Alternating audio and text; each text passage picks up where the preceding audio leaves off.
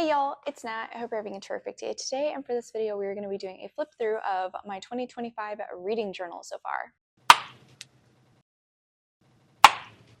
Alright, so before we get into anything bookish, make sure to hit like and subscribe down below, and if you do a reading journal, tell me in the comments what is your favorite month that you've done so far and what was the theme. Starting at the top with my 2025 cover page, I still really like this. It's just a weird amalgamation of book-related stickers that I had laying around, and honestly, it's a weird combo, but it fits me very well.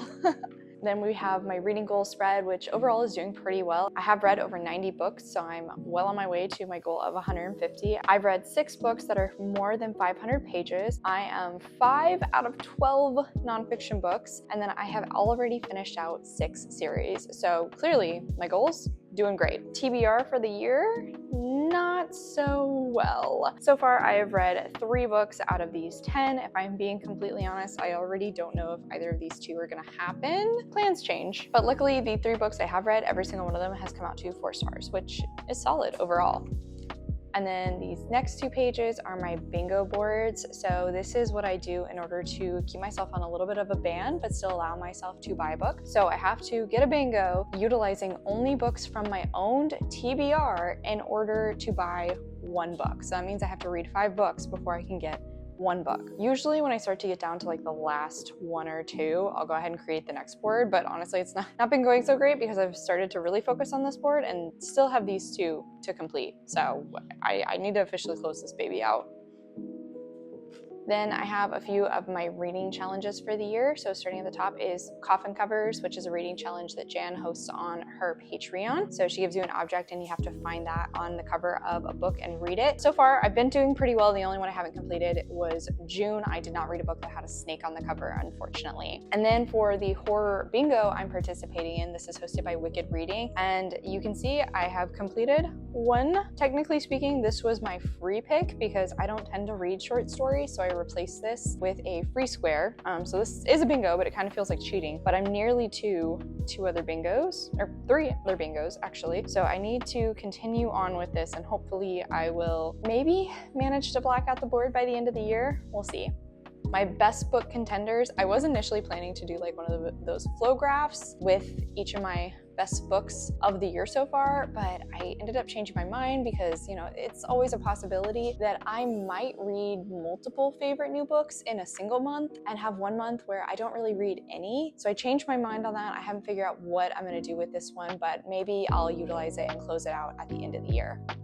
Next up is my genres and pixels. I wasn't sure how I was going to do this, but I'm actually really liking it so far, just kind of stretching out, and thankfully there's just enough room for all 12 months. Here's my key, and you can tell that I've definitely been reading a lot more manga this year. I've been reading more horror. Unsurprisingly, romance is still a pretty prevalent one. Honestly, the one I'm most shocked about is that fantasy is not higher. And I'll kind of talk about those a little bit more in my stats video, which is going to be coming out next Monday, so keep your eyes peeled for that.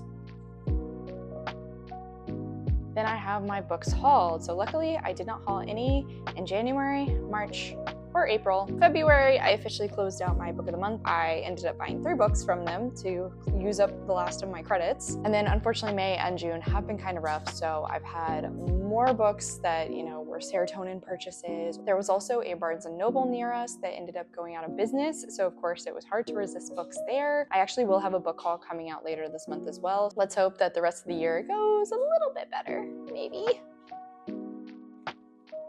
And then these are my fantasy bingo cards. This one started from April 1st of 2024 until May 31st of 2025, which is why I went ahead and transferred it over into this journal. Obviously you can see I did do a full blackout. Very proud of myself. And then for 2025's board, so far I am nearly to 1 bingo. I haven't completed as much of this as I wish I had, but honestly, still pretty decent. And actually looking at this, I realized there's one that I have completed, which is not currently filled in. So I actually have read the last in a series that completed hard mode, which was a series that had more than 4 books in it. Now on to my monthlies. So if you are interested in seeing these a little earlier, I do post them onto my Patreon every month. I'll put a link to my Patreon down in the description if you're interested. This perk is available to my Geeks and Nerd tier. So obviously for January, I went with this like scarf theme, and I think it turned out pretty well.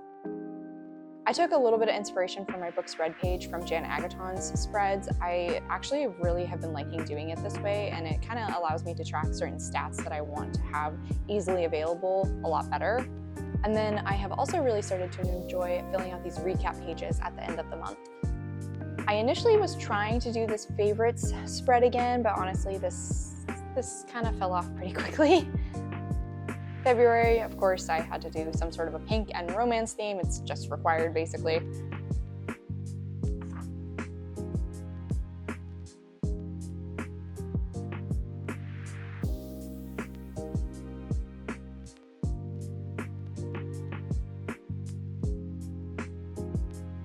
Like I said, favorites fell off pretty freaking quickly. March, I initially wanted to do like a cactus theme, which is where this came in, and then I was like, okay, I'll do Polaroids, and then I really needed to use up some of my washi tape, so it was like a weird amalgamation of things all together. It ended up mostly being like a green and purple theme. I tried this funky setup for my pages red, and it's okay. Overall, I don't quite love how this turned out in the end, but it's not bad looking back on it. I also do tend to have an extra page for a readathon if I participate in one. So sometimes I will have an extra page that's just blank because I didn't end up partaking in any, but I always want to have it available if necessary. And then obviously you can tell this was a very, very good reading month overall. Like I said, once again, tried to do the favorites, just isn't getting completed. In April, I wasn't really wanting to draw too much, so I actually heavily relied on some new washi tape and stickers that I got from 𝗖cie, and all in all, I think it turned out really great actually. I do love how this page's red page turned out, however, and the color scheme I did with it. The only thing was this took a hot minute, so this is one of those situations where it really pays for me to wait to work on my journal until I actually feel the inspiration, because then I don't mind doing this. But if I'm forcing myself into it, it's not gonna go well and I'm gonna hate it.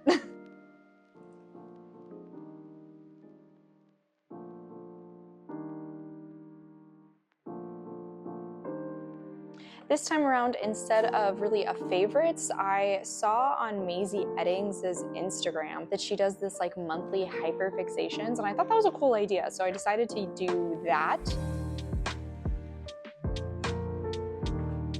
I'm gonna be honest, this is probably my favorite month of the first half of the year. I initially was wanting to do this like computery theme, but I wanted to utilize some stickers or like some pieces to go along with it, so it wasn't just like lots of these little blank folders or documents, and I actually think they ended up working together super well. Another page's red page that I actually really enjoy how this turned out. Also, my most successful reading month of the year so far. This is one where I actually saw that I probably should have left a little bit more room, but just kind of squeezed these last few in on the last page.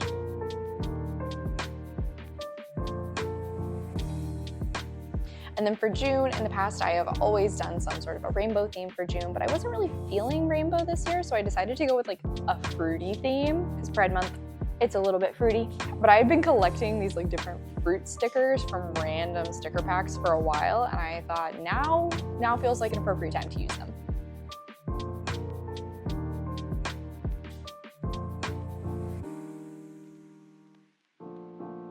And see here again, I ended up going back to the hyperfixations as opposed to the favorites page. This is a spread I may try to continue using this year. I'm not sure. We'll find out together whether or not I continue to do so. And so that is it for the first 6 months. I'll give you guys a little sneak peek into July's theme. I wanted to go with kind of like a summer memories one, and this one was another one that I had a lot of fun with. But I'm gonna tell you, for the second half of the year, I am already guessing that August is going to be my favorite spreads. Actually, August might be my favorite spreads for the year overall, because I'm I'm really loving how they're turning out. So if you want to get a sneak peek at those a little bit earlier, like I said, my Patreon's linked in the description down below. And on that note, thank you so much for coming to my channel, y'all. I really appreciate it. Make sure to hit like and subscribe down below. If you made it all the way to the end of this video, go ahead and leave me an orange emoji in the comments. I have links to all of my socials, as well as a few ways you can support me down in the description. I come out with videos on Monday and Friday, but until then, I hope you continue to have a terrific day. Love you, bye!